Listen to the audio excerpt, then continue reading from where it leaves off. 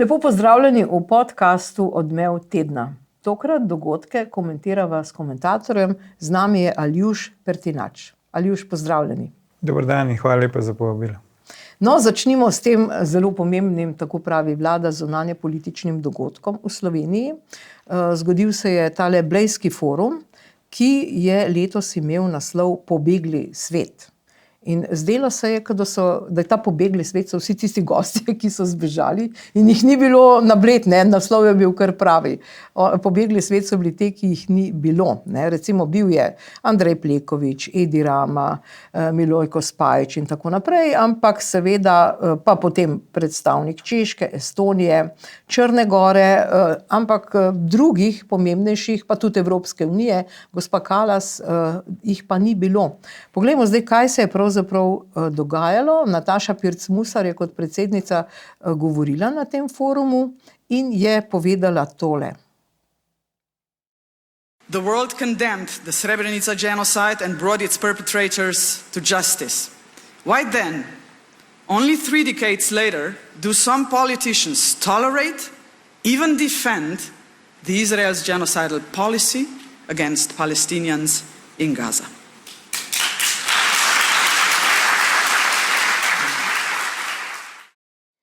No, tule je povedna ta prva vrsta teh pomembnežev, ki niso ploskali. Zdaj seveda je vprašanje, poglejte tole, Andrej Plenković je v prvi vrsti, on je celo brskal po svojem telefonu, vidi se res ignoranca do slovenske zunanje politike. In istočasno, če pogledamo še tole sliko, je pa bil srbski predsednik Vučić na obisku, tule je bila tudi gospa Kallasova iz Evropske unije, pred prazno dvorano, ne, to je res porazno za ta slovenski forum.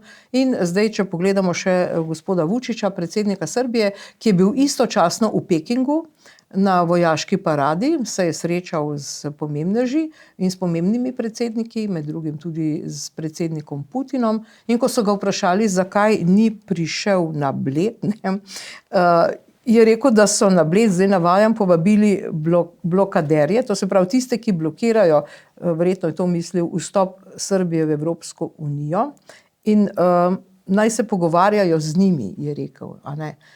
Skratka, zdaj komentar na tole slovensko zunanjo politiko. Je ta Palestina zdaj res naša osrednja tema? Kam nas to pelje, kam nas to poriva? Še Srbi praktično več ne pridejo k nam, Plenković pa bere po telefonu. Ja, jaz mislim, da je tu več vidikov, ki so pomembni za razumevanje tega pač trenutka in tudi aktualnega položaja Slovenije v mednarodni skupnosti. Kaže se v prvi vrsti, bi rekel, ta brezciljnost, ne, Golobove vlade, kjer se pač kar zaletavajo ponekod v odprta vrata, večinoma se vrtijo v krogu, tako da se jim potem že pošteno vrti v glavi. Predsednica republike pa namesto, da bi pač, bi rekel, mirila to, ne, dajala neko smer in ustavljala to vrtenje, pač pa želi sodelovati oziroma bi rada imela svoj žur, da tako rečem, ne. Neugodno je, če ti povabiš neke najvišje predstavnike sosednjih držav ali pa katerihkoli držav, potem pa jih postaviš v položaj, da so tam prisiljeni pač ne ploskati tvojemu govoru, ne. Neugodno je, če predsednica Republike Slovenije daje neke ocene, ki so lahko čist njene osebne, lahko so tudi legitimne, lahko se v konsekvenci bodo celo izkazale za točne, ne? Ampak nikakor pa niso take, da bi jih ta hip lahko pač brezprizivno sporočali naprej, ne? In mene ne čudi, da je recimo predsedniku hrvaške vlade bilo pri tem malo neugodno, ker človek bi se lahko mirno prepoznal v tej sintagmi, ne, da nekateri politiki podpirajo genocidno politiko Izraela, ne. Okoli tega je že bivši predsednik republike dal nek poduk, ne, predsednici Pirc Musarjevi Borut Pahor, da pač dokler poteka postopek pred sodiščem o tem, ne, ali gre za genocid ali ne, se ni dobro o tem izjasnjevati, sploh pa ne na tak način, ne, ker če smo že povabili ljudi in so se celo odzvali, tisti redki, ki so se odzvali, ne, ali pa pač taki, ki so se odzvali, če bi si želeli še koga drugega, je potem res neokusno, ne, da jim ti tam bereš levite z odra. Ne. Verjetno naslednje leto še teh ne bo, ki so letos prišli. Ja, in moraliziraš, in je bila še užaljena. Ja, potem pa še pač, ne, da si zona zasluži, da ji funkcija pač ne naredi človeka. Ne. Človek naredi funkcijo in predsednica Pirc Musarjeva je v nasprotju z napovedmi bivšega predsednika Milana Kučana, ne, da bo vrnila ugled tej funkciji. Mislim, da pospešeno zapravlja ugled, verjetno bo v teh drugih načinih zapravljanja ugleda še kasneje kakšno rekla, pospešeno zapravlja ugled funkcije predsednika republike in res je neugodno, da imamo praktično istočasno na vseh treh najpomembnejših predsedniških funkcijah v slovenski politiki, na mestu predsednice državnega zbora, predsednika vlade in predsednice republike ljudi, za katere se zdi, da se prav trudijo, kako bi čim bolj zapravili ugled teh funkcij. Ne. Tako da je pa treba vedeti, da Blejski strateški forum je nastal kot iniciativa Slovenije in Hrvaške.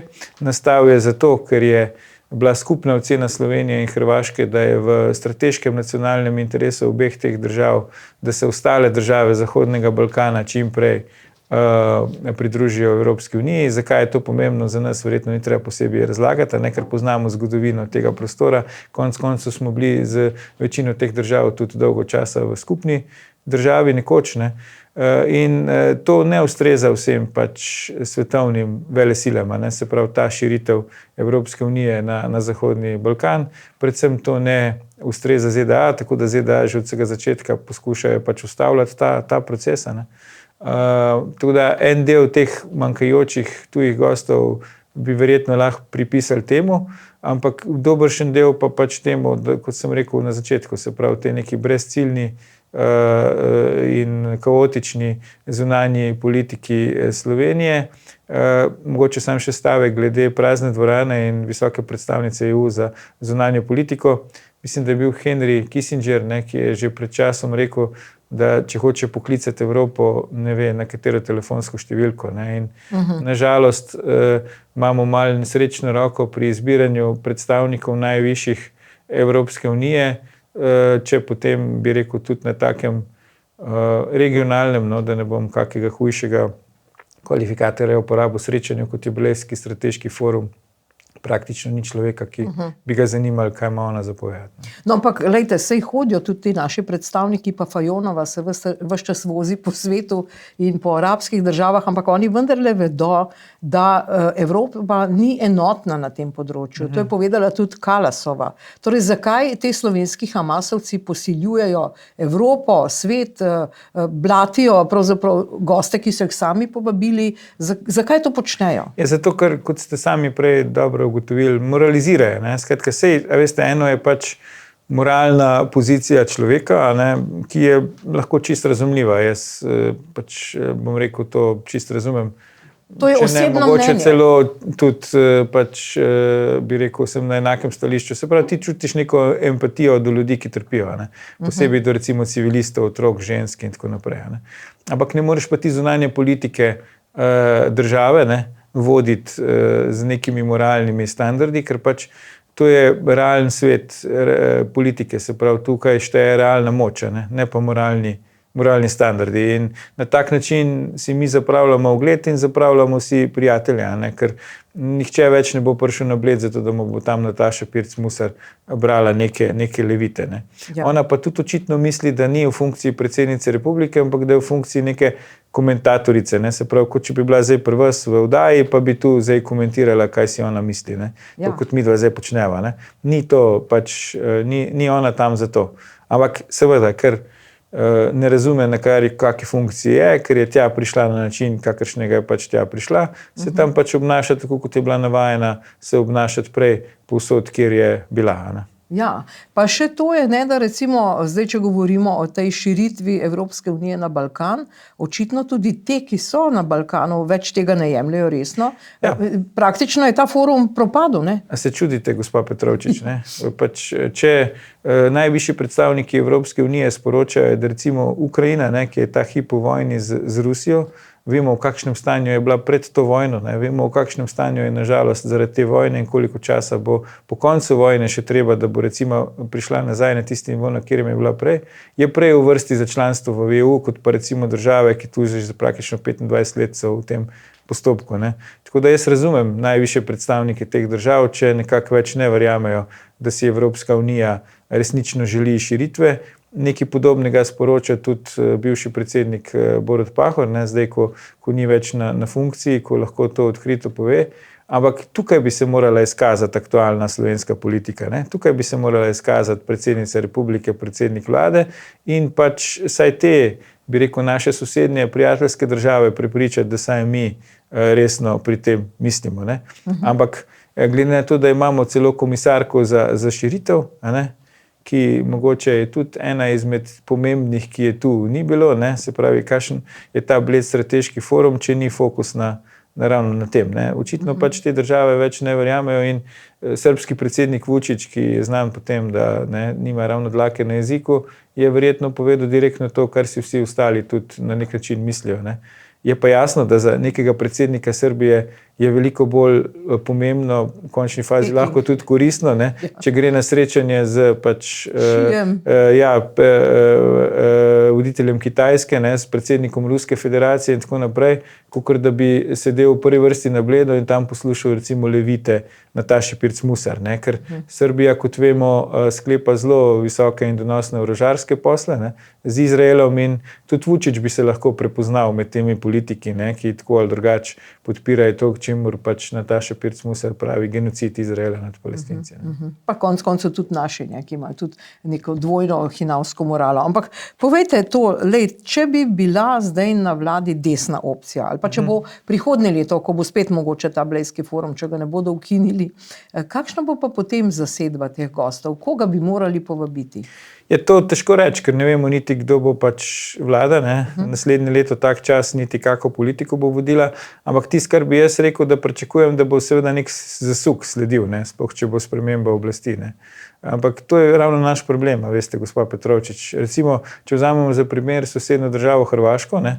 Tam ne glede na to, katera stranka je na oblasti, pač določeni stališča so enaka. Ne? Pri nas pa v bistvu se spreminjajo že znotraj enega mandata, med mandati pa zagotovo. Ne? In to ne kozmetično, ampak včasih kar za 180 stopinj. Ne? To je težko razumeti, težko je to tudi razložiti nekim zunanjim partnerjem, ne? Ki tega niso vajeni. Ne? Ampak težava pri nas je, da do zdaj smo imeli v glavnem politiko, ki je razumela nacionalni interes kot svoj strankarski interes, ne?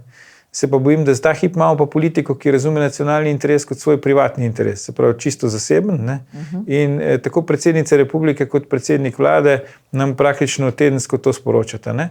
Se pravi, meni je pomembno tisto, kar se meni zdi, pač nam je pomembno to, kar se meni osebno zdi pomembno in ker je meni to pomembno, je to pomembno tudi za Slovenijo. Ne? To je popolnoma napačno gledanje. Ne?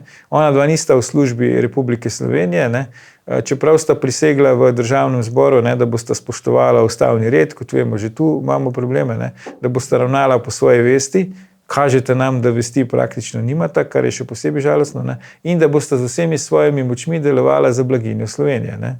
Do tega sploh še nista prišla, pa je recimo Golobu se bo vsak čas iztekel mandat, predsednica je pa tudi že zakorakala v drugo polovico svojega predsedniškega mandata. Ne. Tako da vidimo, da pač to so pač ljudje, ki so nedorasli svoje vlogi in ne gre se čuditi, da potem drvijo iz napake v napako. To se pravi, nekakšna smer je mogoče to, kar je podpisala poleti Katedrala svobode. Ne? Tudi kar se tiče zunanje politike. Mislim, v smeri bi se morali pač mi doseči nek nacionalni konsens. Ne? Jaz bi rekel, da treba je začeti z najširšim skupnim imenovalcem. To je gotovo članstvo v Evropski uniji, ne? To je gotovo članstvo v NATO, to je mir in stabilnost v regiji, kar pomeni tudi članstvo vseh držav Zahodnega Balkana v Evropski uniji, ne? Dobri odnosi s sosedi in pa seveda pač poskušati najti znotraj mednarodnih tokov, ki jasno, da mi kot majhna država jih ne moremo pač oblikovati, ne? tudi je neumno, da plavamo proti toku, ampak znotraj toka ni treba, da smo pač tam, kjer najbolj, bi rekel, so največje brzice, ne, ampak probati nekako zapluti v mirne vode. Ne. Mi pa trenutno izgledamo kot neka kokoš brez glave, ki je padla v vodo, zdaj ne zna plavati, ne, in zdaj pač tam kokodaka in na vso moč maha s perutmi in škropi okrog sebe. Ne. No, zdaj, če še lahko na nek način razumemo politične stranke, kjer bo, kar se tiče levice, Gaza očitno osnovna predvolilna tema, ker domače mogoče ni oziroma se jih nočejo lotevati. Ja, preusmerjene pozornosti. Ja, ampak recimo te inštitucije izobraževalne, znanstvene, recimo SAZU, ne, zastava na SAZU-ju pri oknu direktorja palestinska. Ne. Potem imamo filozofsko fakulteto, spet izobraževalna ustanova, piše smrt Izraelu in ZDA. Se vam zdi, da je pa tole res ta politizacija, ti Hamasovci, da so premočni? Ja, zdaj ta drugi del, pač filozofska fakulteta oziroma Univerza v Ljubljani bi pač mogla, ne glede na to, kaj piše, bi pač mogla skrbeti za svoj zunanji videz, očistiti svoje pročelje, gotovo pa ne sodi, ne, na nobeno javno stavbo, ne, kaj šele na, bi rekel, nek visokošolski zavod, napis smrt Izraelu in ZDA. Ne. Tako da, zakaj tega niso storili tisti hip, ko so to prvič zagledali, je meni nepojmljivo. Ne. Tega sploh ne razumem. Kar se tiče pa zastava, veste, tu pa se mi zdi odprla Pandorina skrinjica že v preteklosti, ne. Ko smo mi razne zastave raznih držav izobešali, ne, tudi na drogovih pred najvišjimi državnimi ustanovami. Ne.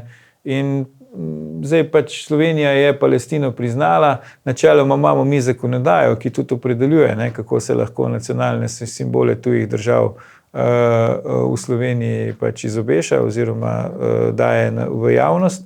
In ne, od nekih inštitutov, nekih direktorjev inštitutov bi človek pričakoval, da če že ne poznajo tega dela zakonodaje, da bi se saj prej o tem dal poučiti. Ne. Ampak to spet kaže na to, a veste, sej, če bi bil pa kak drug direktor, pa kak drug inštitut bi pa recimo lahko izraelsko zastavo z okna obesal. Ne. Ampak to kaže na to, da mi Slovenci res ne razumemo, kaj je država in kaj je državnost Slovenije. Ne.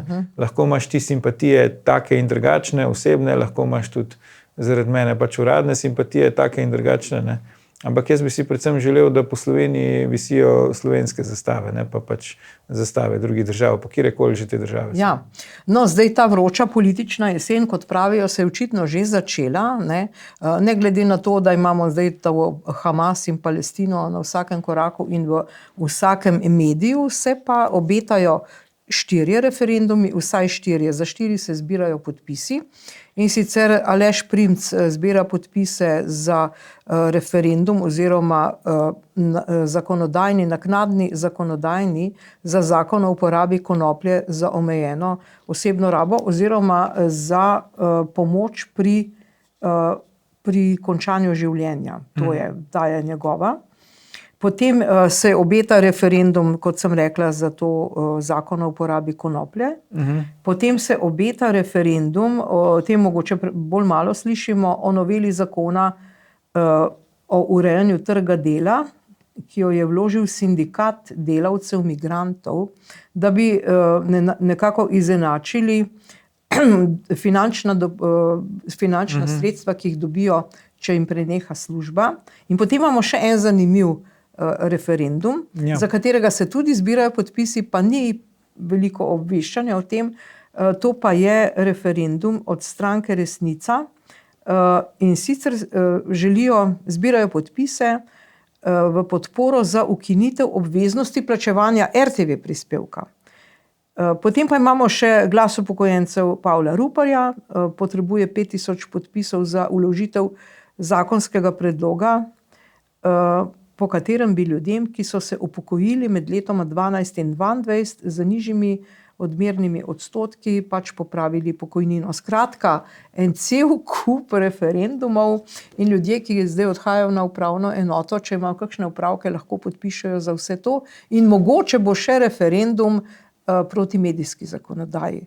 Torej, kaj kažejo vsi te referendumi? Je to, kar je, se mi zdi, nekakšna rdeča nit najnega tokratnega pogovora. Ne? Se pravi, če imamo mi oblast, ki je očitno pač brezciljna, ki lovi lastni rep, ali pa ki jasno deluje samo v interesu neke ozke skupine ljudi, se pravi samih sebe in njihovih najbolj zvestih prisklednikov, potem se pač ostala trpeča večina, da tako rečem, samo organizira in poskuša preko referendumskih iniciativ spraviti to državo v pravo smer, jo utiriti, bi lahko rekla. Mi dva veva iz izkušenj, da se z referendumi to ne da. Edini tak primer v bistvu je bil plebiscit, kjer pač smo mi tam določili smer, če se že v tej smeri ves čas nekako pogovarjava v podtonu. Z referendumi ti težko določaš smer, ker je potem za realizacijo teh referendumov, žali Bog, spet odgovorna ta ista oblast, ki pač je pripeljala državo v situacijo, v kakršni smo zdaj. Tako da jaz mislim, da edini, če malo parafraziram sintagmo, da edina prava anketa so volitve, edini pravi referendum so takisto volitve. Tako da na volitvah pač si moramo volivke in volivci prizadevati, da izvolimo pač oblast, ki bo zastopala nas, ne samo sebe ali pa neke privatne interese, domače ali tuje. In če bomo imeli pri tem srečno roko, potem se lahko nadejamo, da v naslednjem mandatu ne bomo imeli spet poplave nekih referendumov.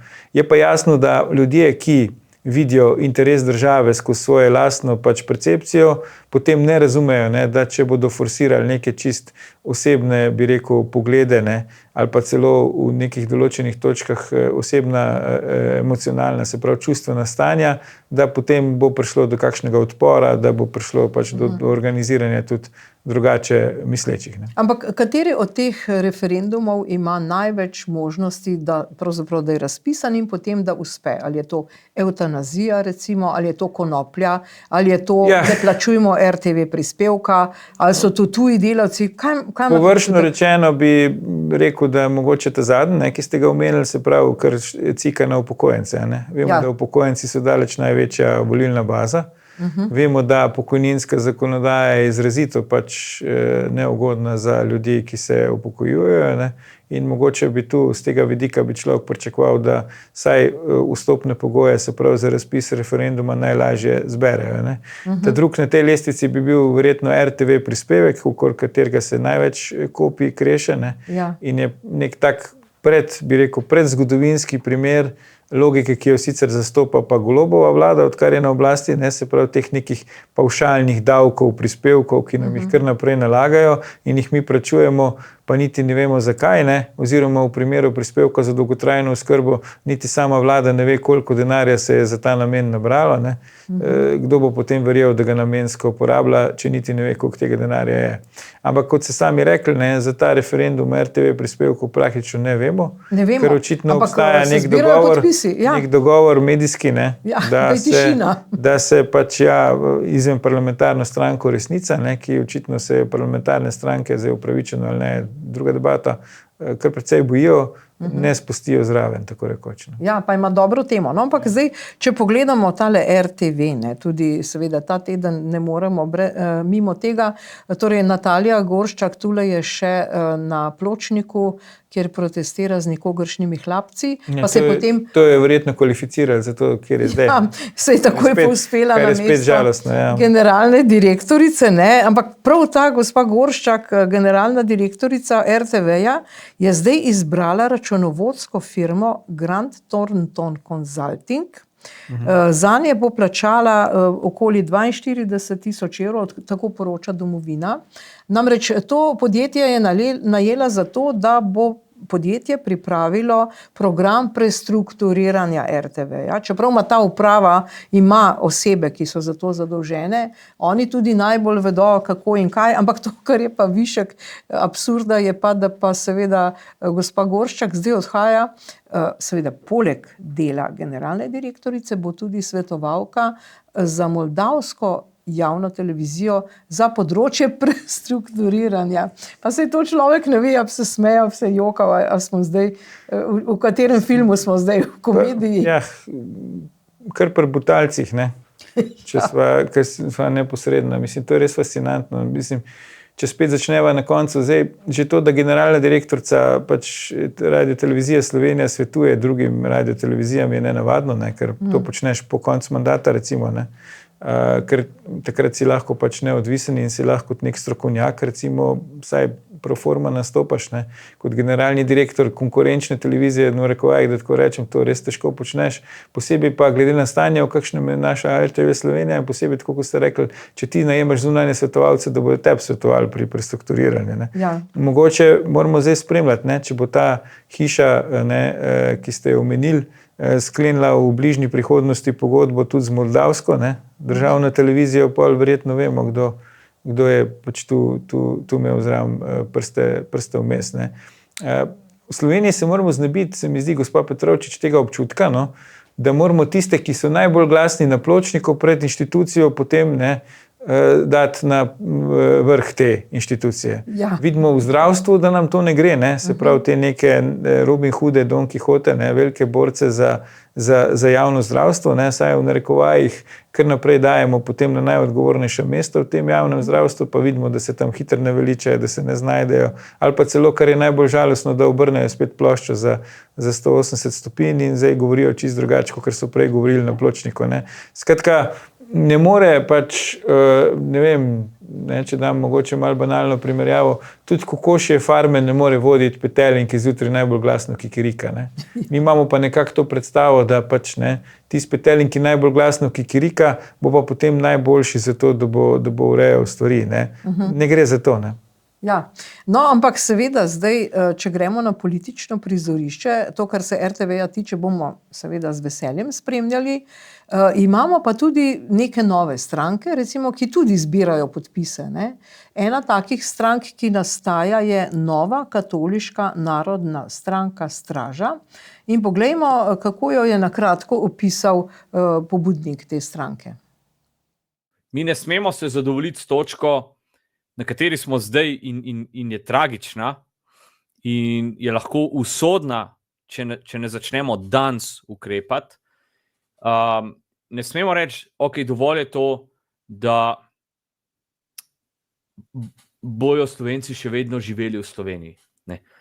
Mi moramo gledati dolgoročno, mi moramo gledati večgeneracijsko, mi moramo gledati v smeri, da bodo Slovenci, pa da bomo Slovenci zopet gospodar v naši domovini. Da bo slovenski narod tisti narod, ki bo na nek način privilegiran tukaj v tem raju pod Alpami, ker to je naša domovina, to je naša dežela, tu so naša tla, tu so naša polja, tu so naši gozdovi, drugih nimamo. No, seveda, lejte, zdaj odpira ta stranka in to govorjenje, pa seveda tudi kasneje, če si nekdo pogleda cel video posnetek, kaj so te glavne teze, odpira nekaj pomembnih vprašanj, ki so dejansko splošen problem cele Slovenije in eno od teh je demografija. Demografija, potem mogoče katoliška stranka, katoliška vsebina je tu prisotna, pa narodna, ne, torej domoljubje, narodna zavest. Kaj mislite, ali so to zdaj tiste teme, ki bodo na teh naslednjih volitvah vlekle volivce? Ali je to tisto, po čemer hrepeni zdaj ljudstvo? Ja, vsebinsko bi človek rekel, nimaš veliko težav s tem sporočilom. Ne? Sicer je malo arhaično, tudi na tak način podano, ne? Ampak jaz mislim, da vse ostalo je tu težava. Ne? Se pravi, samo sporočilo, to, kar ste rekli, za mene ni problematično. Ne? Vse ostalo pa nekako spominja na neke bivše pretekle čase. Ne? Že ime stranke Straža, ne? Mi vemo iz zgodovine, imeli smo stražo v Viharju, ampak mogoče to treba tudi postaviti v kontekst. Zdaj predsednica Državnega zbora v enem svojih nedavnih intervjujev pravi, da je nevihta, ne? Se pravi Vihar. Se pravi, imamo že Vihar in zdaj imamo stražo v Viharju, če se malo pohecava, ne? To so vprašanja, ki ste jih vi navedli, o katerih bi pač morali razmišljati, ne, absolutno, ker to so pač vprašanja, ki so neminovno povezane z obstojem naroda, ne, in zdaj pač primarni cilj, smisel pač vsakokratne generacije bi moral biti pač obstoj naroda, ne, tako kot je smisel človeštva, pač nadaljevanje človeške vrste, ne. To velja tudi za Slovence in o tem bi se morali pogovarjati, ampak na tak način, kot je tu podano, pa s tako, bi rekel, ikonografijo, bo to težko prodrlo, ne? Kvečen se bojo kakšne stigme nalepile, zdaj tudi zelo namerne, absolutno, na to, ne? Ali pa bo zadeva ukradena strani, bi rekel, bolj konformističnih bolj modernemu času ali pa aktualnemu trenutku prilagojenih strank. Ne. Kaže pa to mogoče na to, no, če smo prej govorili o tem, da vladajoči čist neke svoje osebne poglede forsirajo kot splošne. Ne. Predstavljajte si, kaj bi bilo, recimo, gospa Petrovčič, če bi bilo obratno. Ne. Če bi zdaj Alen Koman, recimo z pozicije predsednika republike nastopil tako, kot zdaj nastopa, pa s takšno ikonografijo. Ne. To bi verjetno te, ki so zdaj tam, ne, zelo prizadelo na tak in drugačen način. Ne. Zato jaz pravim, da je treba zmerom razmišljati o tem, da ti moraš predstavljati celoto, ne zgolj nekega zelo ozkega segmenta. Ampak rekli ste, in to je res, ne, lahko druge stranke na nek način, ta izraz je bil uporabljen, ukradajo to temo, ne? Čeprav recimo prav gospod Koman poudarja, da druge stranke do zdaj tega niso teh vprašanj zadovoljivo reševale, da so bolj se delale, da jih rešujejo. Ne? Te očitke poznam, ja. Sej mogoče so delno celo upravičeni. Vem recimo, da je prvak opozicije Janez Janša tudi soočen z podobnimi očitki v enem delu pač desnega ali pa desno usmerjenega volilnega telesa, ne? Kjer on seveda v besedah in stališčih, posebej takrat, ko je v opoziciji, ima negativno stališče do migracij, ne? In do priseljevanja in do, pač bi rekel, tudi na nek načina ali pa modusa operandi integracije, ne? Teh pač novodobnih migracij ali pa novodobnih migrantov v slovensko družbo. Ne? Po drugi strani pa lahko vidimo neštete izkaze podpore, recimo tudi na družbenih omrežjih, a ne pred volitvami ene izmed etničnih skupin, ne, ki so pa za njegovo volilno bazo, tako vsaj jaz to razumem, del tega problema. Ne. Govorim pač o albanski skupnosti v Sloveniji. Ne. Tako da v tem delu ima gospod Koman mogoče celo prav, ampak jasno je, da on lahko tako govori, ko še zbira podpise in ko še nima ustanovljene politične stranke. Ne. Ko, če mu bo to uspelo, bo verjetno tudi on moral zamenjati plošče, ker če ne bo zamenjal plošče, pač, kot smo prej rekla, bo težko uspešen. Ne. To je pač to prekletstvo, oziroma po drugi strani tudi zavedanje, da takrat, ko ti si politični akter ali pa če si celo na nekem javnem političnem položaju, pač se ne moreš obnašati, kot se obnašaš doma, recimo na kavču. Ne. In žalostno je, da, kot sem že večkrat dejal, aktualni najvišji predstavniki oblasti v Sloveniji tega nikakor ne razumejo. Ja, ampak prav zaradi recimo Nove Slovenije in drugih teh desnih strank, če govorimo o katolištvu in tako naprej, ravno zaradi tega ima ta stranka neko možnost. Lahko pride v parlament. Mislim, to jaz zdaj težko ocenjujem. No. To je odvisno od marsičesa, se pravi. Sploh še ni ustanovljena. Ni ustanovljena, potem seveda moraš imeti dostop do medijev, moraš imeti finančna sredstva in tako naprej, moraš verjetno sklepati tudi neka zavezništva, moraš se znati obnašati v političnem prostoru, a ne, veliko je tu nekih čejev, še veliko je vprašajev.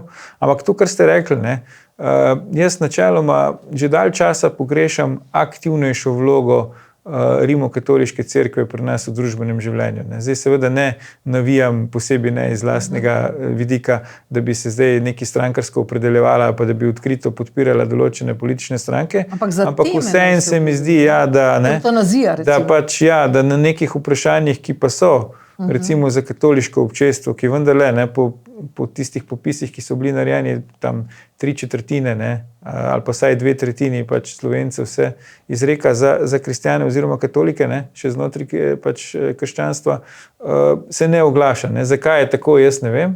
Bi pa bilo to zanimivo z najvišjimi cerkvenimi dostojanstveniki pri nas enkrat to temo načetno, ker mislim, da ta del populacije, to občestvo njihovo, to malo pogrešano.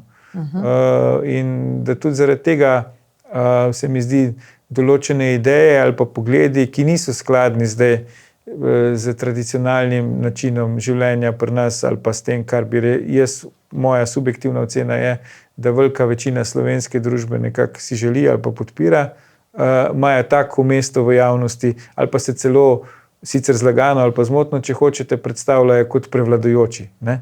Se pravi, ta neka tiha večina pač nekako tolerira, gleda molče, ne? Lahko tudi zgroženo zaradi mene, ampak še zmeraj molče to, kar neka majhna, agresivna manjšina, ne? Na različnih segmentih družbenega življenja zdaj forsira kot edino zveličavno, edino možno in ne, vse splošno sprejeto.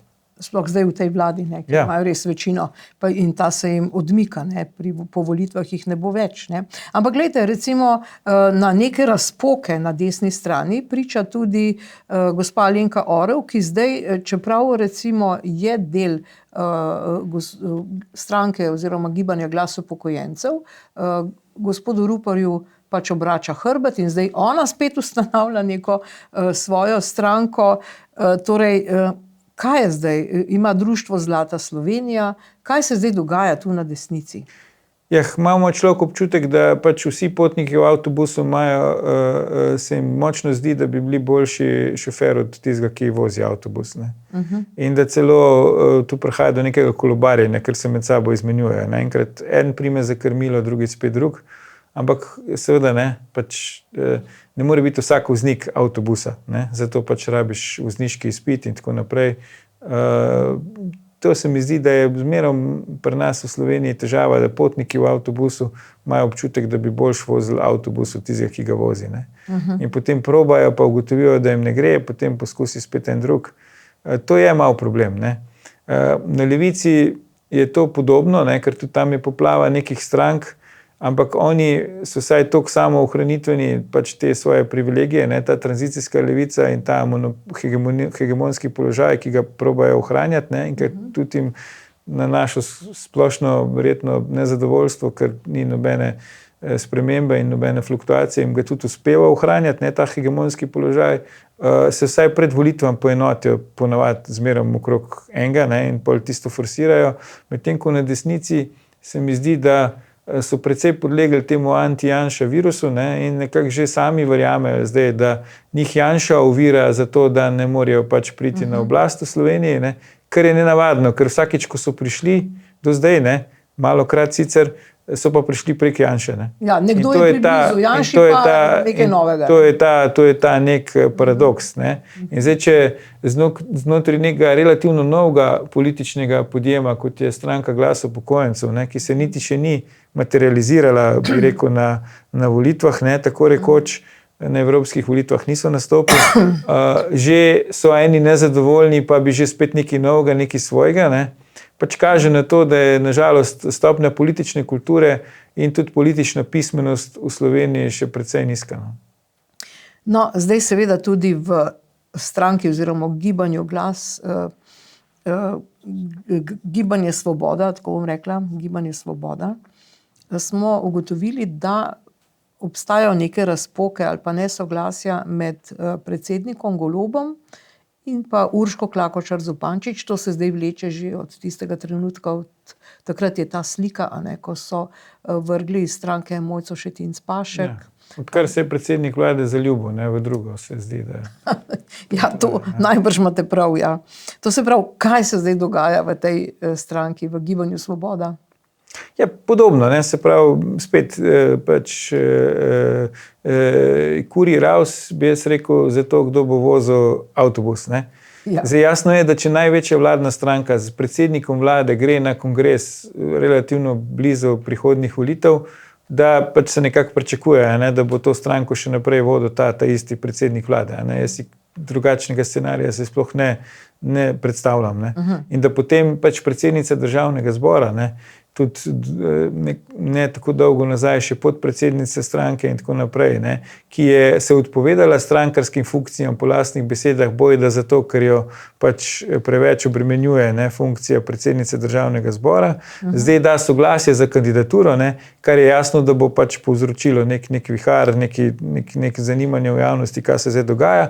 Potem pa reče, dala sem soglasje, ampak to ne pomeni nujno, da sem kandidirala. Ne. Se pravi, ona, če zdaj to prevedeva v športni besednjak, ne, ona bi rada pač oblekla dres, rada bi se ogrevala pred tekmo, ampak ni nujno, da bo pač igrala. Ne. Potem bo šla pa na tribuno in bo komentirala to, kar se dogaja na igrišču. Skratka, spet nek poskus, ne, kako sebe dati v center medijske in splošne pozornosti javnosti, ne, kako spet opozoriti nas, tudi jaz sem tu, ne, jaz sem tudi fajn, mogoče bi bila celo boljša od tistega, ki je. Ne. Ta njihova, veste, bolestna, bi že jaz skoraj rekel, potreba potem, da so vedno v centru pozornosti, da se tudi narcisoni. oni vidijo. Ja, Absolutno. Ja. Neverjetno, kakšna koncentracija tovrstnih ljudi ali pa tovrstnih karakterjev na kupu. Ja. In zdaj en drugega tam pač odrivajo, samo zato, da bi neka ta luč popularnosti tudi na njih posvetila. Neka resna stranka in največja vladna stranka si kaj tazga ne bi smela privoščiti. Ampak dobro, kam potem lahko umestimo poroko, ki se bo zgodila jutri, kam umestimo to poroko Golob Gaber? Kaj bo zdaj to? Je res poroka leta ali je to predvolilni manever? Ja, vse to, kar ste rekli, pa še mnogo več. Gotovo je to poroka leta, če se pač predsednik vlade sred mandata pač poroči.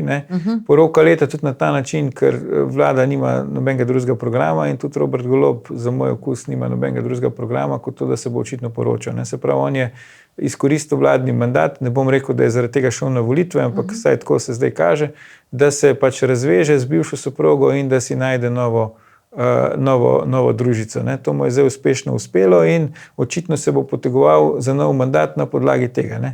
Poglejte, jaz sem se ločil in sem se poročil. Imam zelo fejst soprogo, vsaj po njegovem mnenju očitno, in dejte me še enkrat izvoliti, ker mogoče bova potem dobila še kakšnega otroka. To sem zdaj malo mogoče poenostavljeno pa grobo povedal, ampak če pogledamo stvari take, kot so, tu zdaj smo. In ta poroka seveda se zdaj poskuša na nek način predstaviti, da je v zasebnem krogu in neka intimna stvar, po drugi strani izvemo vse podrobnosti, ki jih sami dajejo v javnost. Celo Matičar, ljubljanski župan Zoran Janković poroča o tem, kaj se bo na poroki dogajalo, kdo tam bo.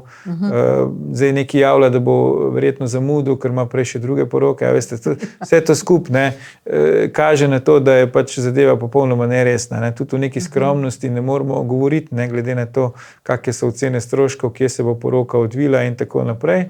Jasno pa je, da poskus neke velike maše z nekimi uglednimi tujimi gosti tudi v aktivnih vlogah na tem poroki, govorili se je o pričah nekih tujih državnikov, ki bi nastopili kot priče, ženina, to je nora ideja, gospod Petrovčič. Si vi predstavljate, da bo nek predsednik Francije, nek stranski igralec, statist v poroki slovenskega predsednika vlade z neko pač osebo dvomljive preteklosti, ki se ta hip predstavlja kot neka vplivnica.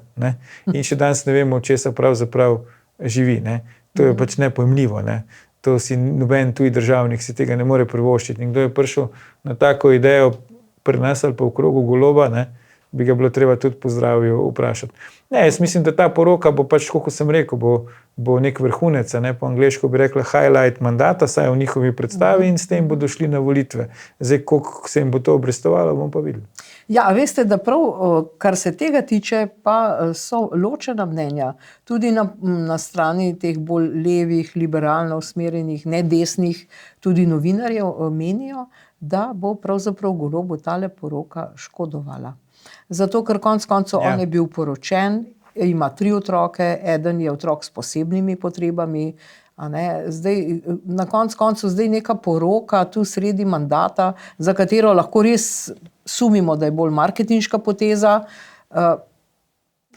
To mu lahko škoduje. To je zdaj vprašanje, na čigave glasove Golob računa.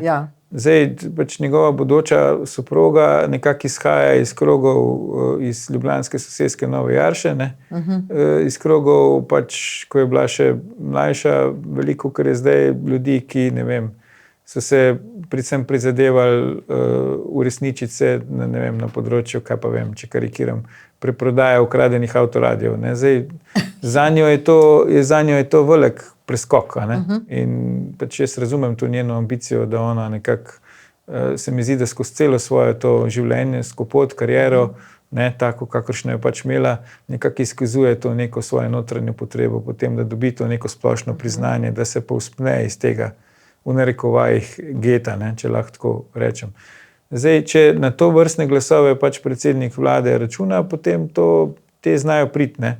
Ampak vprašanje, če pa neka večina v Sloveniji relativna, kaj šele absolutna, na tak način razmišlja. Moja ocena je, da pač gospodična zaenkrat še Gaber ni te vrste pač oseba, ki bi v Sloveniji neko večinsko politično podporo lahko zagotavljala. In če držijo govorice, da bo ona prvi obraz pač Gibanja Svobode na volitvah, potem se zna zgoditi, no, da bo padec glasov Gibanja Svobode še bolj strmoglav, kot bi bil recimo po naravni poti, če ga primerjamo z volilnim rezultatom na zadnjih parlamentarnih volitvah. Ne. Zakaj pa Golob kot predsednik vlade, kot nekdo, ki je z rekordnim rezultatom dobil zadnje parlamentarne volitve, pristaja na to, da bo očitno znotraj zakonske zveze nek stranski igralec, da bo tudi na mesto predsednika vlade in predsednika stranke nek stranski igralec, je pa po moje že bolj vprašanje za tiste, ki se ukvarjajo z psihoanalizo ali pa psihoterapijo poklicno. Ja. Mislite, da bo podpisana kakšna predporočna pogodba? Ja, jaz sicer vem, da mojih nasvetov ne posluša, pa verjetno tudi že prepozno, ampak jaz bi svetoval predsedniku vlade, da to vrstno pogodbo sklene, ne? Glede na preteklost bodoče soproge in tudi na njeno obnašanje, odkar sta v javni zvezi. Ne verjamem pa, da je ona oseba, ki bi tako pogodbo, tudi če je bila ponujena, podpisala, ker seveda mislim, da se čuti dominantno, no? Ne samo v tej zvezi, kot sem že povedal, ampak celo v celotni konstelaciji, zdaj ponovim tudi stranke in mogoče celo vlade, in ne bi bil presenečen, če bi poskušali po poroki na nek način formalizirati to njeno vlogo prve dame. Sicer ne vem, kaj bi to lahko bilo, ne? Ampak ne bi bil presenečen, če nas bo pričakal za ovinkom kakšen Lex Tina ali pa kaj podobnega, ne? Kjer bomo v bistvu zvedeli, da je smisel Goloba to, da na oblast tako ali drugače pripelje Tino Gaber. Ne? Ampak prav to, kar ste zdaj rekli, ne, dejansko mi ne vemo, tako uradno na zunaj se zdi, da je gospa, pravi, da je vplivnica, ukvarja se z živalmi, z nekimi nevladnimi organizacijami. Mi pravzaprav res ne vemo, kaj je ona po poklicu, kaj ona sploh počne in seveda, kakšna bo zdaj ta njena vloga. Mogoče... Ja, tega do zdaj nismo bili navajeni. Ne? Se pravi, ona se poskuša obnašati, sicer ji ne uspeva, ampak se mi zdi, da poskuša v to smer kot neka prva dama po zgledu ZDA. Ne? Se pravi, tam je pač jasno, ne? Imamo pač predsednika ZDA, ne? Ki je seveda poročen in njegova soproga pač ima tam neke zadolžitve v okviru tega. Ne? In se mi zdi, da to bi radi zdaj pač kot nek, bi rekel, nadgradnja kulta osebnosti, ne? Ki so ga poskušali zgraditi okrog Goloba, pa ni čisto uspelo, ne? Ki ga poskušajo zgraditi okrog Tine Gaber, pa je to še manj uspelo, kar je logično, ker ona nikoli ni šla na volitve, sploh ni de facto ni politik, ne? Mislim, da Jure ni politik, čeprav de facto se tako obnaša. Zdaj pa poskušajo pač okrog njunega zakona bodočega in okrog tega, da sta ona dva kot par, ne, kot neka ta Robertina, nek neločljiv dvojec, zgraditi to neko popularnost, neko famo. Ne? Ampak jaz mislim, da se to v Sloveniji, gospa Petrovčič, ne da. Tega Slovenci tudi nismo bili navajeni. Mogoče tudi Slovenke, ne? Slovenke pa še posebej, ja. Res pa je, ne? Da tudi nismo bili navajeni, da bi partner, ne? Ali partnerica predsednika republike dobival mesečno nadomestilo za to, da je pač v zvezi ali pa poročen s predsednikom republike, pa vidimo, da zdaj v tem mandatu mirno imamo, ne? Soproga predsednice republike, ki vsak mesec pokasira, zdaj mislim, da že več kot 1000 evrov, za to, da je poročen s predsednico republike. Ne? Ja. No pa tudi gospa Gaber menda dobi nek denar. Ja, jaz sem o tem tudi nekaj pisal, zdaj, ne, hvala Bogu, bom rekel, tako sem si vdahnil, državno podjetje GEN-I je zanikalo, da bi jo plačevalo, ne. Gibanje Svoboda pa ni zanikalo, da bi jo plačevalo, ne. Tako da zdaj pa to si lahko vsak razlaga na svoj način. Ja. No, zdaj pa, če se vrnemo malce na tale lokalni nivo, ne, zdaj slišali smo, da se je zgodilo sramotenje Ivana Cankarja s strani srbskega youtuberja Pera Martića. Sicer je gostoval in obiskal rojstno hišo Ivana Cankarja, pa poglejmo, kaj je naredil. Jaz ko spim, jaz sem tako spol, ko me je stric, jaz sem tako spol, ko me je stric po silu, po 8 na zadnje. Ja, tako sem celo noč bil. Sa stricom spavil. Stric moj, stric, što si imel, stric, što si imel bolj, stric, što si imel bolj. Stric, ja. No, takole, ne, zdaj on je, zdaj pustimo, tole je rojstna hiša Vuka Karadžića, o tem bomo v naslednjem stavku tako nekaj rekli, ampak v rojstni hiši Ivana Cankarja se uleže nek Srb, ne, seveda so ga oni spustili noter in reče, da tako leži zato, ker ga je stric posilil. Ne. A si vi predstavljate, da bi nek slovenski youtuber prišel v rojstno hišo Vuka Karadžiča, se ulegel na to njegovo posteljo, zdaj tole je v vasi Tršič pri Loznici, in da bi tule nek Slovenec govoril, da leži zato tako, ker ima občutek ali ker ga je stric posilil. Ja, to je retorično vprašanje, ne, jasno, da ne.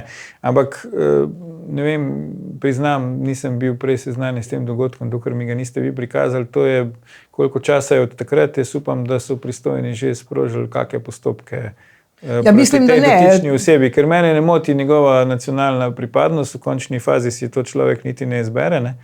To, da pa se na tak način obnašaš pač v neki spominski hiši, ne, da pač muzejsko in kulturno dediščino Slovenije sramotiš na tak način, ne, in fizično in v besedah, da v prisotnosti mladoletnih oseb namiguješ na neko mizoginijo, ne, krvoskrunstvo in posilstvo znotraj družine, se delaš norca, potem to še veselo objaviš, očitno z namenom pač neke monetizacije, ne. Jaz upam, da so se pristojni zganili in da so proti tej dotični osebi že kak postopek sprožili. Ne. Ampak zdaj odgovorim na vaše vprašanje, jasno, da kaj tazga v Srbiji ni možno, ne samo kakšen Slovenec, tudi kdo drug. Sam lejte, ta gospod je bil povabljen. Torej, ta turizem Vrhnika se je strinjal s tem, on je bil povabljen in jaz sem osebno da bo populariziral Ivana Cankarja. Ja, lejte. Potem bi tudi njih morali vprašati po zdravju. No. Ne vem, kdo je odgovoren za turizem na občini Vrhnika. Tudi župan bi verjetno mogel na to stvar kaj reči, no, ampak, a veste, če smo prej govorili, da je gospod Koman mogoče premalo arhaičen, ne, imamo pa tu zdaj v bistvu upravka z ljudmi, ki pa hoče biti preveč moderni. Ne. Ker je taka neka modernizacija, ki v bistvu človeku zelo nelagodne občutke sproža, da ne bom rekel, da te skoraj dobesedno sili na bruhanje, je pa drug ekstrem. Ne. In tudi pred tem bi se morali resno zamisliti. Ampak glejte, Vrhnika, to je pa zdaj moje osebno mnenje. V Vrhniki je živelo veliko oficirjev JLA. To je bilo oficirsko mesto. Drži, ja. Njihovi potomci še danes tam živijo, so ostali. Tu so Slovenci, ne, slovenski državljani, se imajo za Slovence, ampak mogoče zaradi tega njihovega porekla nimajo dovolj izostrenega čuta za to, kaj je za Slovence pomembno, kaj je žaljivo, kako se lahko nekdo, ki je vodnik po tej hiši, tako bedasto reži takemu štosu. No? Ker to se je v živo predvajalo praktično.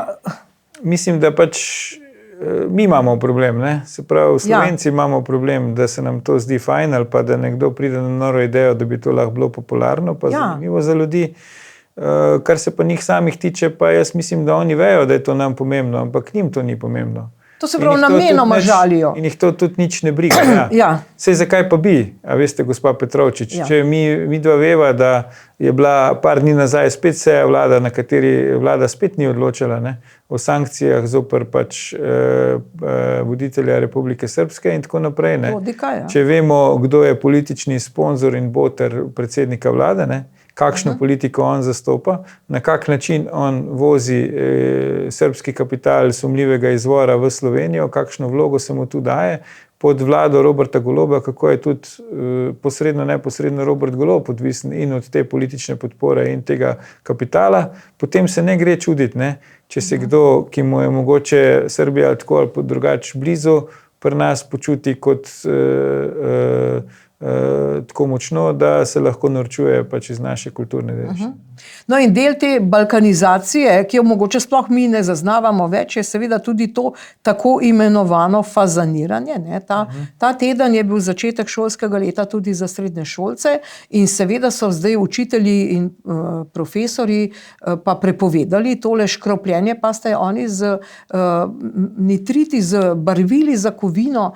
Oni škropijo ljudi, delajo jim škodo ne samo na oblekah, na dragih supergah, ampak pravzaprav po laseh, oni jih škropijo s strupi in prebrala sem namig v nekem mediju, da pravzaprav župan da je župan rekel, policiji ni treba ukrepati. Ne.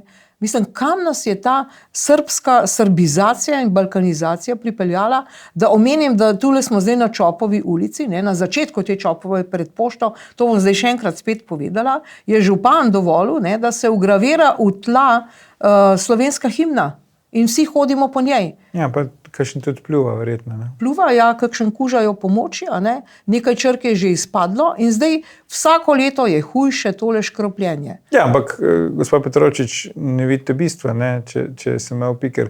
Bistvo je, da je nekdo zaslužil s tem, ker je bilo treba tam pač verjetno kakšen beton, pa kakšne tlakovce postaviti in tako. Se za to gre, ne?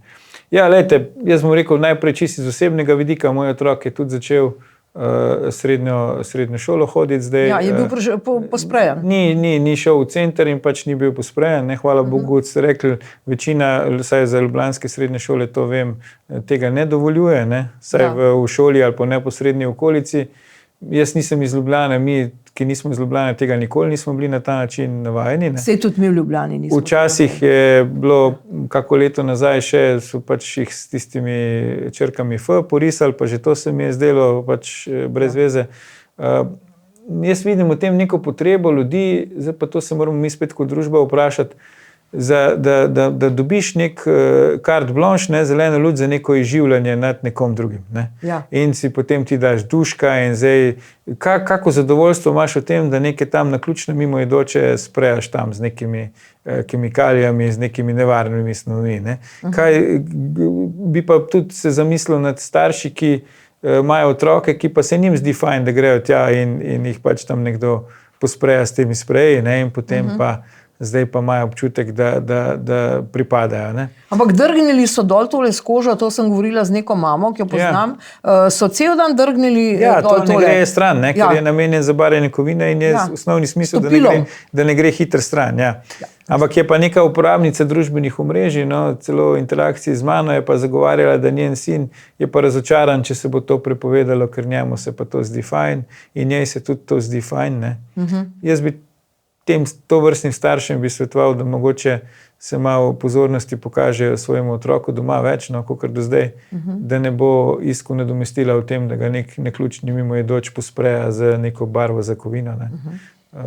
Da ne bo na ta način tega pomanjkanja starševske ljubezni kompenziral, ali pa, če se izživljajo nad njim, naj pomislijo, da se bo potem tudi njihov otrok na podoben način izživljal nad drugimi otroci. No in v tem trenutku seveda se lahko spet spomnimo, kako smo prišli do te točke 34 let kasneje. Poglejmo zdaj tale izsek, kaj je govoril Pučnik, pa kaj je govoril Kučan. Od 5 članov državnega predsedstva, ki je bil takrat vrhovni poveljnik slovenskih sil, so 4, to se pravi vsi razen Ivana Omana, podpisali pravzaprav neke vrste željo, da se Slovenija ne oborožuje. V mojih očeh, ker je to podpisal tudi predsednik predsedstva, pomeni to v mojih očeh veleizdajo. Moramo se zavedati tega, da niso vsi tisti, ki danes ploskajo samostojni slovenski državi, bili udeleženi pri njeni graditvi. Upam, da so zdaj končno jasne tudi tistim, ki so o plebiscitu in po njem vse do nedavnega Slovence zapeljevali z oznanili o hitrem mednarodnem priznavanju. Upam zaradi tega, da bi namesto lažnega upanja spet vsi skupaj dali prednost tistemu trdnemu delu, ki nas je pred časom, še davno pred padcem Berlinskega zidu, naredilo veliko bolj evropske. Ostaja Republika Slovenija tudi vnaprej odprta za poskuse preverjanja možnosti za oblikovanje morebitne nove skupnosti dosedanjih republik Socialistične federativne republike Jugoslavije, ki pa mora biti bistveno drugačno sedanje, ker je to lahko le skupnost suverenih držav. No in seveda, ker ni prišlo do tega novega povezovanja Jugoslavije, imamo zdaj Jugoslavijo na Čopovi. Ja, bolj Srboslavijo. Ne? Jaz mislim, da je več narodov bivše skupne države, pa nimam občutka, da bi rekel, ostali bili tako agresivni pri tem, da niti ne, še enkrat poudarjam, da ne bo nesporazuma. Mene etnična pripadnost ne moti, tudi kultura, to, da so oni zvesti svoji kulturi, se mi zdi prej hvale vredno, kakor pa vredno grajanja. Ne. Je pa treba spoštovati pač slovensko družbo, ne, in potrebno se je seveda na enakopraven način z vsemi pravicami vključevati v to slovensko družbo. Ne. Mene moti to, da to zdaj neko veliko srbsko, ne, baš čaršijsko, bi rekel človek politiko, tle dejansko uveljavljamo. Ne. Eno je, če to počnejo pač etnični Srbi, drugo pa je, če to pač počne predsednik vlade Robert Golob, ne, ki pa ne vem, kaj točno bi on recimo imel Srbijo. In to se meni zdi težava. To, kar je rekel pokojni gospod Pučnik, načeloma drži, ne. Se pravi, ti kot vrhovni poveljnik oboroženih sil ne moreš biti za osamosvojitev. Je pa spet to neka podoba tega, da seveda vsi bi si želeli svet brez orožja in brez vojn, tudi jaz, ampak realnost je pač drugačna. Ne. Ampak sem nas je pripeljala. Ne moreš tega zagovarjati, če si v funkciji, kjer si dolžan braniti to državo, tudi z orožjem, ne, če je slučajno treba. Ne. To, kar je pa rekel bivši predsednik Kučan, pa je pač treba razumeti v duhu tistega časa. Ne. Skratka, res je, da ob osamosvojitvi ni takoj cel svet skočil in nas priznal, ne, da smo se morali za to potruditi oziroma dokazati, da pač ni možna vrnitev v prejšnje stanje, ne, kar nam je hvala Bogu uspelo. Res je pa tudi, da en del slovenske politike je takrat še zmeraj dopuščal možnost, da bi živeli v neki pač več državni skupnosti, ne, ampak na večjem principu suverenosti, kot je bilo to znotraj SFRJ. Ne. Tako da bi rekel, da izjava Pučnika je bolj brezčasna, ne, kaže na to stanje duha slovenskega, o čemer smo danes tudi že veliko govorila, medtem ko izjava Kučana je pa bolj fokusirana na tisti trenutek, v katerem je bila izrečena. Ja, ampak zdaj tale Slovenija ni njegova intimna opcija, očitno še danes, in to nas je tudi pripeljalo. To bi ga bilo treba zdaj vprašati. Ne? To, kar je rekel gospod Pučnik, da vsi, ki zdaj ploskajo samostojni Sloveniji, niso sodelovali pri njeni graditvi, tem jaz ne vidim nič slabega. Ne? Mogoče so se kasneje rodili, mogoče so kasneje spoznali, da so bili prej v zmoti, pa da je prava pot samostojnost in suverenost. Ne? Tega jaz ne bi a priori jemal za zlo. Ne? Mene bolj skrbi, če nekdo ta hip aktivno spodkopava pač našo državno ureditev, naše kulturno izročilo, naše družbene standarde in to, kar smo Slovenci kot narod. Ne.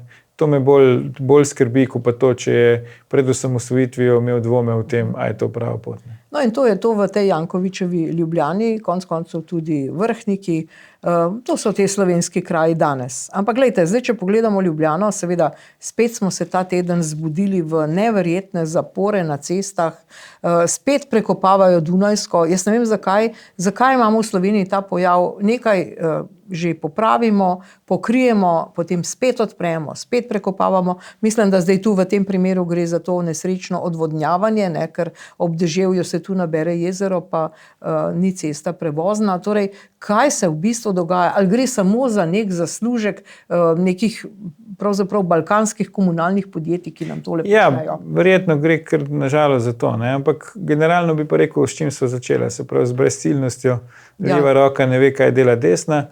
To, da so problem podvozi v Ljubljani, ko pade dež, vemo že iz Celovške, ne, se pravi, to ne bi smelo nikogar presenetiti. In je res žalostno, ne, da potem, ko smo že bili na nek način navajeni, da je zdaj ta podvoz pač narejen, ne, odprt, ga spet, zdaj pa spet zaprt. Ja, in zaradi tega banalnega razloga, da je vmes malo močneje deževalo. Ne. Ampak, veste, letos je ta histerija teh gradenj, ne samo v Ljubljani, tudi sicer, ker so drugo leto volitve in takrat seveda se ne sme graditi, da ne bi bili ljudje nezadovoljni zaradi prometnih kolapsov, zamaškov in treba je pač odpirati vse te silne gradnje, ne, ki jih je oblast lokalna ali pa državna ta čas naredila.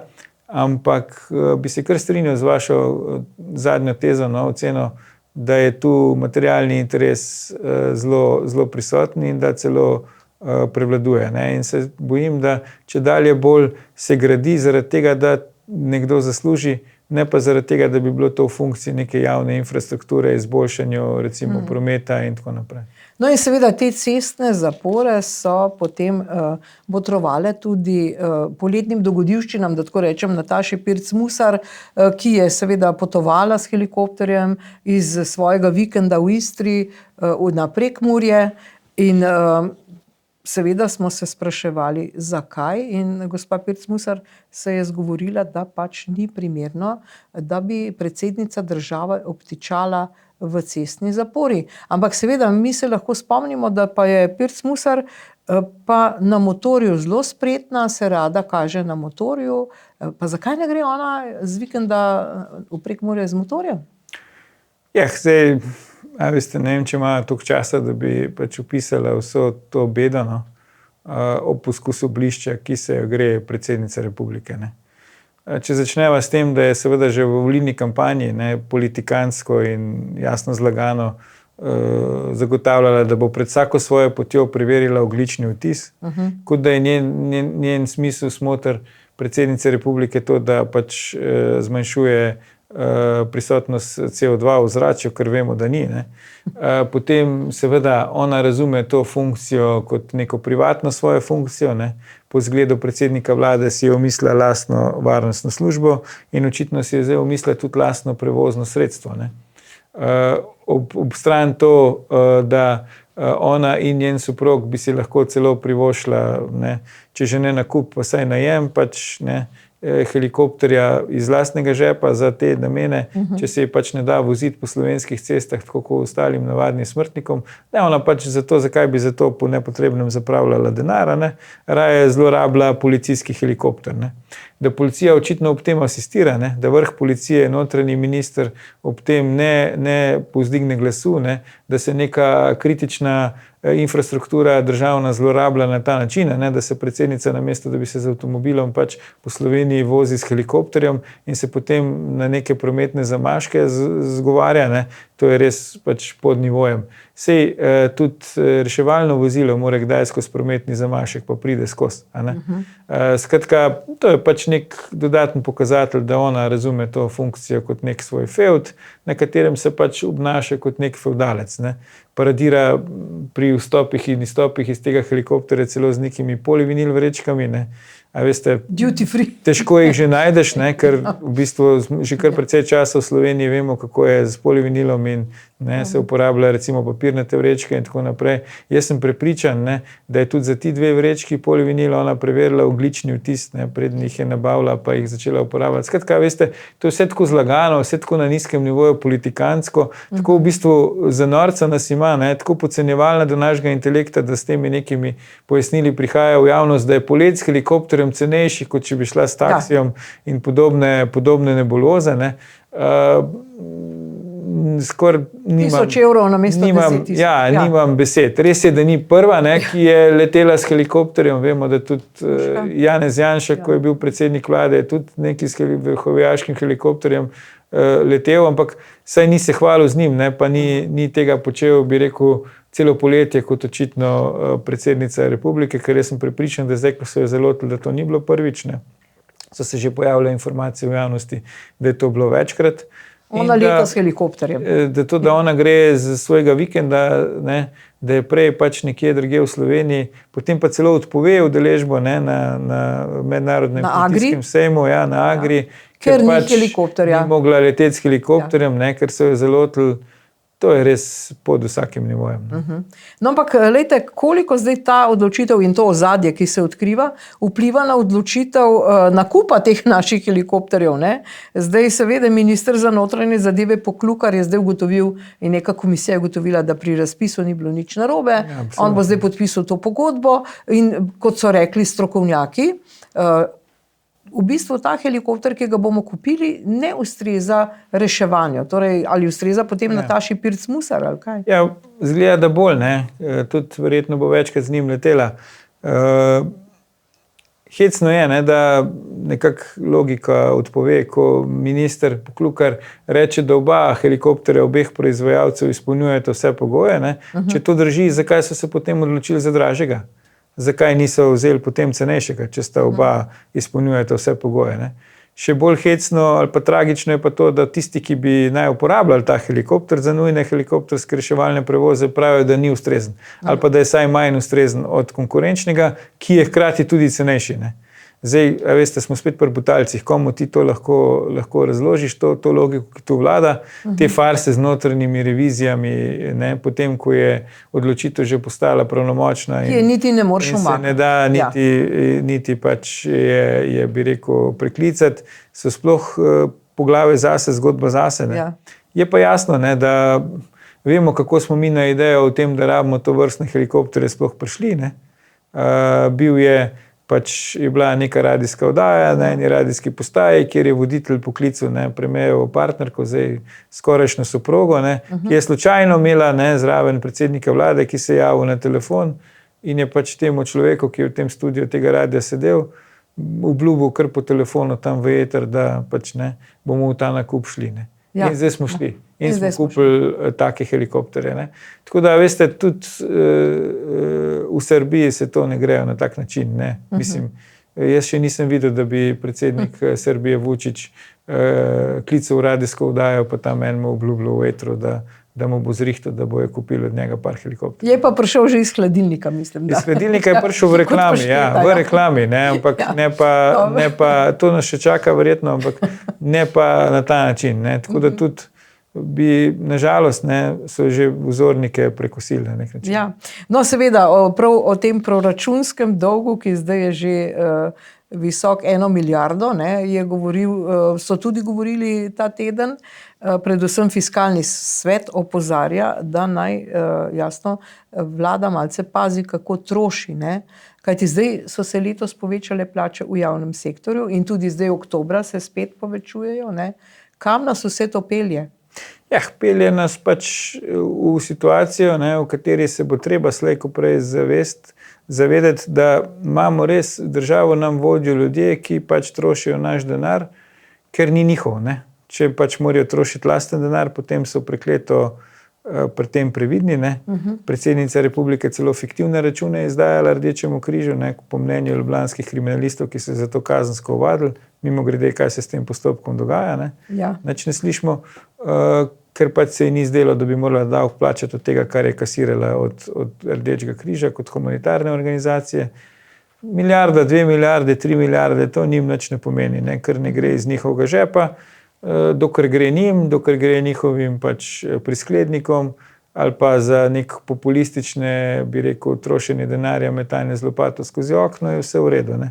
Jasno je, da so se plačne reforme lotili tako, da niso pravilno ocenili pač finančnih posledic. Jasno je, da pričakujemo lahko pred volitvami še veliko kakih takih predvolilnih bombončkov in jasno je, da tega zapitka ne bodo plačevali oni, ampak mi ne. No in to predvolilno, ne samo bombonček, bombonjero, bodo dobili tudi mediji. Zdaj je sprejeta medijska zakonodaja, za katero se seveda spet že napoveduje naknadni zakonodajni referendum. Torej ta nova medijska zakonodaja, ki jo podpira Asta Vrečko, tudi ona je seveda tule na pločniku pred RTV-jem med nikogaršnjimi hlapci, ki jih bo zdaj seveda bogato nagradila. Za vse to skupaj tudi ona bo zdaj močno finančno podprla javne medije, velike medije, ki njim služijo. Ne? Kaj bo zdaj s to medijsko zakonodajo? Dejansko vlada država bo financirala tajkunske lastnike medijev, ki so medije bodisi pač jih rabijo za izčrpavanje, bodisi so jih spravili v nek slab finančni položaj s svojo zmotno poslovno politiko, ali pa jih imajo kot sredstvo pritiska, da jim zagotavljajo vpliv na politiko in pridobivanje poslov. Se pravi, to ne bo šlo za medijsko svobodo, to ne bo šlo za pluralizem, v končni fazi ne bo šlo celo za plače teh nikogaršnih hlapcev. Jaz ne verjamem, da se bojo njihove plače kaj povišale. Ja, ampak zaradi javnega sektorja se pa bodo. Ja, bojo pa zaslužili pač lastniki teh medijev. In v enem stavku, kot je rekel profesor Dejan Verčič, namen tega zakona je pomagati svojim in nagajati drugim, se pravi njihovim. In nagajanje drugim pomeni za manjše medije, pa za tiste, ki se z njimi ne strinjajo, katastrofo, ker bo kar nek inšpektor, katerega šefica je seveda Asta Vrečko, pač odredil in rekel, to je pa zdaj sovražni govor. Jaz sem to že večkrat tudi na lastni koži izkusil pri svojem medijskem udejstvovanju, kakšna je tu zadaj filozofija, logika, kako to poteka. in pač se je treba na to pripraviti. Ne? Da vsak, ki bo karkoli še spregovoril, bo pač deležen nekega kaznovanja. Ni pa to neka slovenska posebnost. V teh dnevih, tednih smo lahko videli veliko primerov tudi iz Evropske unije, na kak način se zdaj, v kako smer te zadeve grejo. Ne? Tako da to je zaskrbljujoče. Ne? Evropa, ki se ima za neko luč sveta in nek popek demokracije, se vse bolj spreminja v svoje nasprotje. Ja, in podobno tudi Amerika. Ne nazadnje, to se je zgodilo tudi lastniku tega medija, o katerem se pogovarjava midva. Torej, dr. Aleš Štrancr je v mediju, ki se imenuje USA Today, torej Amerika danes, objavil plačani članek. Seveda je išla serija člankov, to je naslovnica tega, Slovenija se dviguje kot evropski inovativni inkubator. To je zdaj prevod tega naslovne teme, ampak dr. Štrancr je pa povedal, in to je tudi dovolj objaviti, ne, in plačal za to, da podjetniška svoboda v Sloveniji v zadnjih letih hitro upadla in potem navaja vse te davke, ki so se povečali, in vse to, kar je tudi osebna svoboda, je vse bolj omejena. Večina medijev je pod nadzorom nekdanjih članov komunistične stranke, pravi dr. Štrancr. Neodvisni mediji praktično ne obstajajo in tako naprej. Skratka, on je kritiziral tudi razmere, objektivno jih je kritiziral in to je v bistvu tudi navedeno kot njegovo mnenje, pa so ga vendarle cenzurirali. Ne. Zdaj sodelovali so pa pri tej, to je bilo pa splošno vladno naročilo za ta članek v tej reviji Matevž Frangež, Asta Vrečko, Zoran Janković. Torej, kaj zdaj? Ne? Njega so prevarali v bistvu. Ne? Ja, to je v bistvu paradoks vseh paradoksov. Ne? Ja. Se pravi, mi živimo v kapitalizmu, ne, ker človek plača, zato da lahko pove svoje mnenje, ne, in denar vzamejo, mnenje pa ne smejo povedati. Ne. Se pravi, a veste, vsi tisti, ki se upravičeno zgražajo ali pa spominjajo časov, ko smo imeli medijsko cenzuro v bivšem sistemu, bivše skupne države, ne, vidimo, da zdaj je pa še hujše. Ne. Ja, hujše. Tam ni bilo treba plačati za to, pa so ti pač prepovedali objavo. Ne. Zdaj moraš plačati, pa si vsem prepovejo objavo. Ne. In to nek tuj medij. Ja, zdaj podobno kot z pogromom, ki ga je zdaj in postopki, ki bodo neminovno sledili, deležen gospod Štrancr zaradi svojih zapisov na družbenem omrežju X, ne, bi jaz tudi pri tej zgodbi rekel, sreča v nesreči je, da so naleteli na človeka, ki ima čas, voljo in predvsem sredstvo, da se lahko proti temu bori. Ne. Zdaj, če bi na tem mestu bila vi ali pa jaz, bi verjetno to težje, ne. Tako da to je pač res sreča v nesreči. Drži pa, da je to bolj slaba tolažba, ne? Ker če to počnejo njemu, potem veva, kaj lahko pač počnejo vsem nam ostalim. Ampak v luči tega novega medijskega zakona, kjer bo nek inšpektor kar povedal, to je zdaj sovražni govor, mogoče pa to zdaj, kar midva govoriva, sovražni govor, ne? Ja, absolutno. Sej, veste, kako se definira sovražni govor v Sloveniji, ne? Če rečeš kaj kritičnega o Robertu Golobu ali pa o Nataši Pirc Musar, je to že sovražni govor. Ja. Torej, dr. Štrancr se je v enem od zapisov, je aktiven tudi v teh spletnih portalih, nekako ponudil, čeprav ga mnogi niso jemali resno, da bi bil mogoče pa primeren za predsednika vlade. Kaj vi mislite? Ja, tako ste rekli, pa če sem tudi tako razumel, da se je ponudil. Ne? Zdaj, koliko je interesa požel, ne vem, to bomo videli, so se kakšne politične stranke javile, da bi ga akceptirale ali ne. Moj občutek je, da ne kandidira, da ne cika na naslednje volitve prihodnje leto, ampak ene kasneje. Ne? In koliko bo pri tem uspešen, jaz ne vem. Vem pa, da podobno kot pri medijih, ne, bo moral to vložiti znatna pač lastna finančna sredstva, ker veliko podpore izven tega za kaj tazga po moje ne bo dobil v Sloveniji. Še dobro v bistvu, da imamo take podjetnike, ki so to pripravljeni storiti, da lahko govorimo. Ja, bi rekel, da zdaj pa čisto pač subjektivno, ampak vendarle iz osebne izkušnje je edini lastnik medija, ki ga jaz poznam, ki se javno ne strinja z vsebino objavljeno v njegovem mediju, ampak te vsebine ne cenzurira. Ne. Če to primerjamo s tem, kar ste vi povedali, tam so zaračunali, pa so cenzurirali. On pač to plačuje, pa pač tega ne cenzurira. Tako da zato mu res kapo dol. Dobro, to je bil torej odmev tedna. Pričakujemo seveda prihodnji teden in predvsem veliko rumenega tiska, kar se tiče te napovedane poroke in vseh teh dogodkov. Za tokrat pa Aljuš Pertinač, se opravičujem, najlepša hvala za ta komentar. Prosim. In hvala za pozornost, če nas spremljate. Nasvidenje.